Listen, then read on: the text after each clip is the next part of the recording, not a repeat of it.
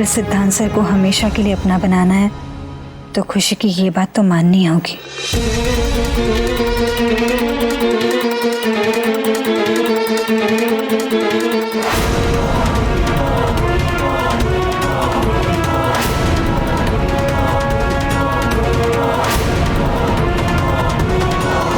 उस सुबह जब मेरी आंख खुली तब मुझे एहसास हुआ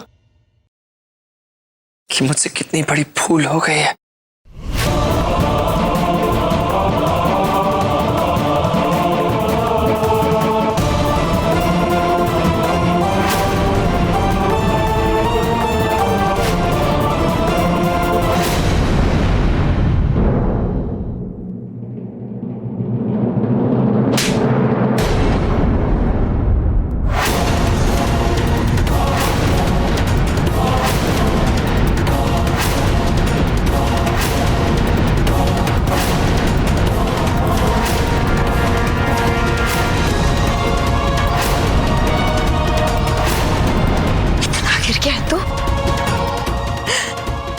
नहीं आई।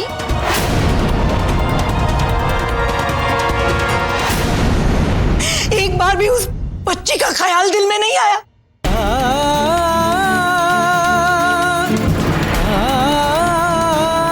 नहीं सोचा अपनी पत्नी के बारे में क्या बीतेगी उस पर। जब उसे पता लगेगा कि जिससे वो इतना प्यार करती है उसका पति कैसे गिर गए इतना तुम सिद्धांत।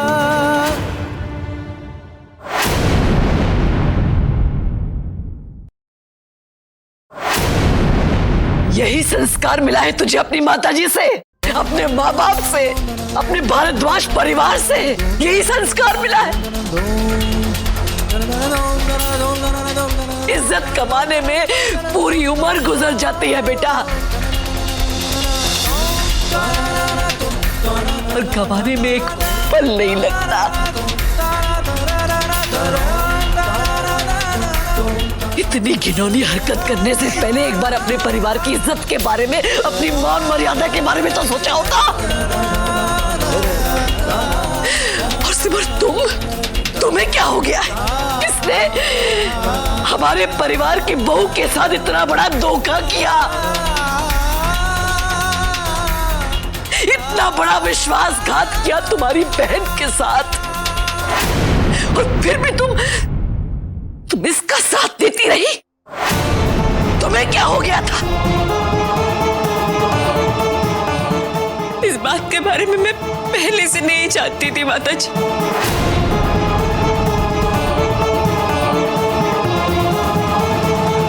दरअसल माँ, नैना वही लड़की है जिसकी जान मैंने बचाई थी।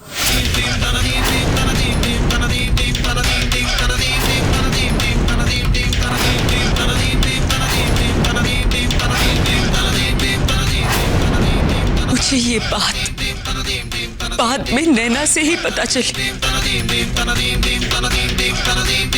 कि सिद्धांत जी ही उसके होने वाले बच्चे के पिता हैं।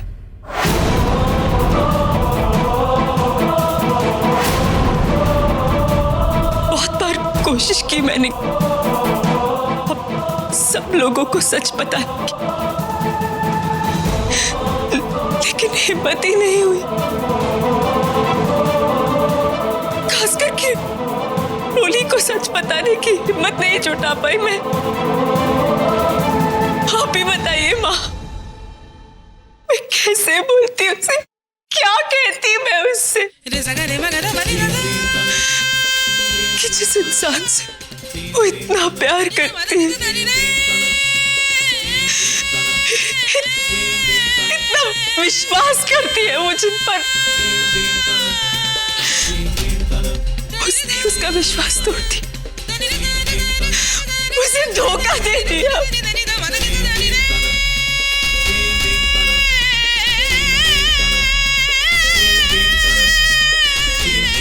रोली कभी बर्दाश्त नहीं कर पाती,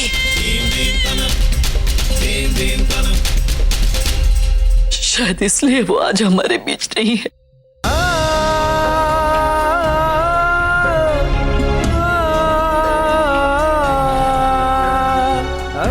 शायद माता रानी नहीं चाहती थी कि वो अपने पति का इतना घिनौना चेहरा देखे।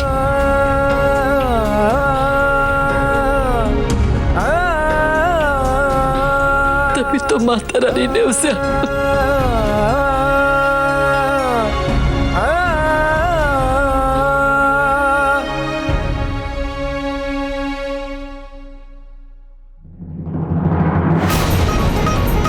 कुछ नहीं किया रोरी ने तुम्हारे लिए, यहाँ तक कि अपनी जान की बाजी लगा दी इस परिवार के लिए।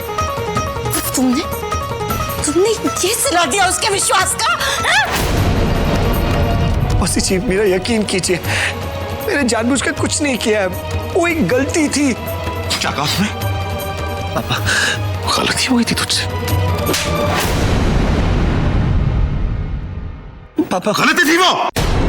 तू जानता है तेरी इस गलती की वजह से आज कितनी जिंदगियां बर्बाद हो चुकी हैं? पता है तुझे? हाँ? इधर देख। आज तेरी इस घटिया हरकत की वजह से हम समाज में किसी को मुंह दिखाने के लायक नहीं रहे सिद्धांत। किसी के साथ नजरें नहीं मिला सकते हैं हम। बच्चे तो बड़े होकर माँ बाप का नाम रोशन करते, उनकी इज्जत में चार चांद लगाते,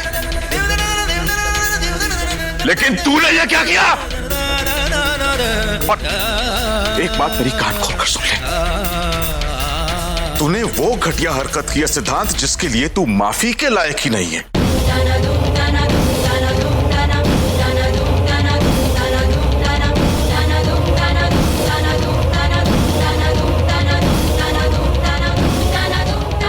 मेरा बेटा नहीं हो सकता, तू शर्माती है मुझे। माँ संभालिए। नहीं छोड़ूंगी मैं इसे आज। माँ संभालिए अपना। छोड़ मुझे। क्या कर रही है माँ? संभालिए अपने आप को।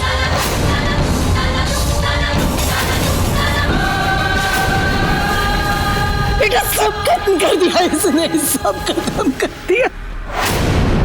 छोड़ मुझे तू। नहीं छोड़ूंगी उसे मैं।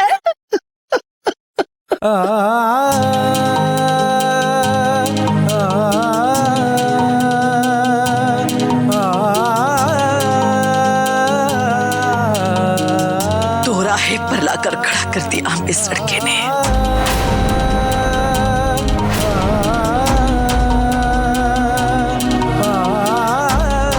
समझ में ही नहीं आ रहा कि क्या करें और क्या ना करें।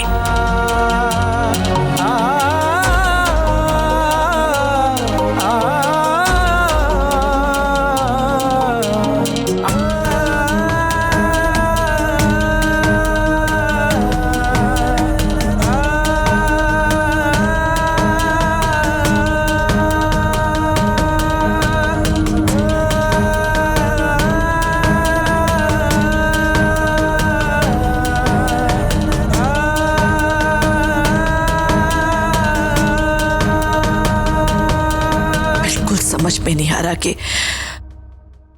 हम क्या करें और क्या ना करें।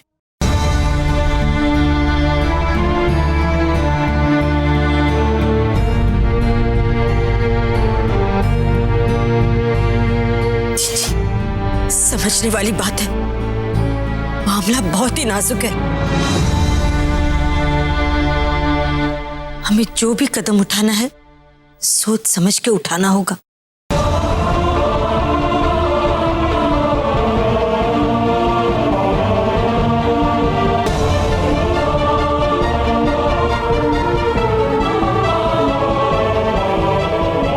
तो इससे ज्यादा ये सोचना होगा कि लोग क्या कहेंगे जब उन्हें ये पता चलेगा कि हमारे घर में एक बिन ब्याही मां रह रही है।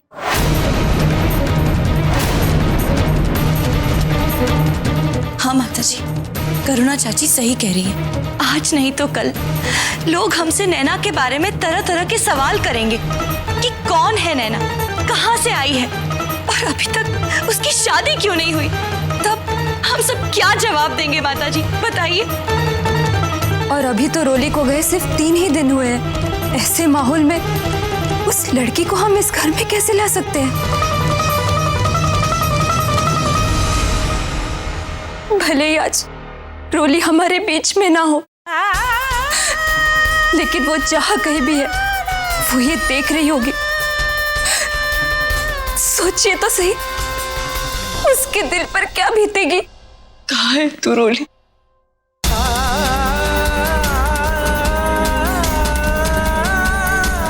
मैं जानती हूँ कि तू जिंदा है, कुछ नहीं हुआ तुझे, मगर सामने क्यों नहीं आ रही रोली?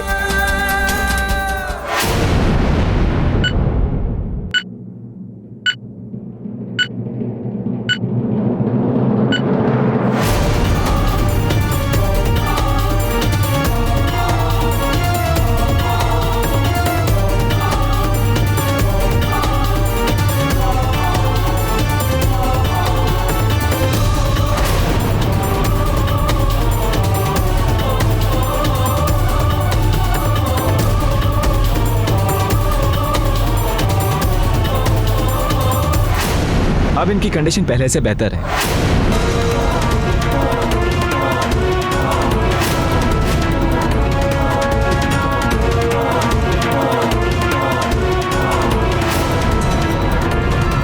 पहले से बेहतर? अगर इसकी हालत पहले से बेहतर होती ना तो 3 दिन में इसे होश क्यों नहीं आ रहा है? देख डॉक्टर, मुझे साफ साफ बता कि आखिर बात क्या है। अगर तुझे इसका इलाज समझ में नहीं आ रहा ना तो मुझे बता, मैं इसे किसी और हॉस्पिटल लेके जाता हूँ। शांत हो जाइए और हमें अपना काम करने दीजिए। आप जिस कंडीशन में इन्हें यहाँ लेकर आए थे उस कंडीशन में इनका स्टेबल होना, मेरा मतलब है कि खतरे से बाहर आना ही बहुत बड़ी बात है। और आप चिंता मत कीजिए, पहले से ये बेहतर है और अब इन्हें जल्दी ही होश आ जाएगा।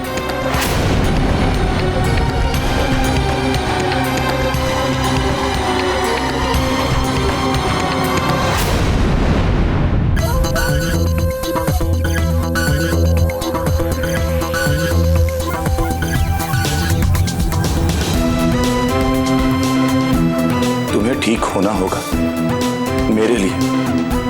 मैं तुम्हें कुछ नहीं होने दूंगा ना, मैं तुम्हें कुछ नहीं होने दूंगा।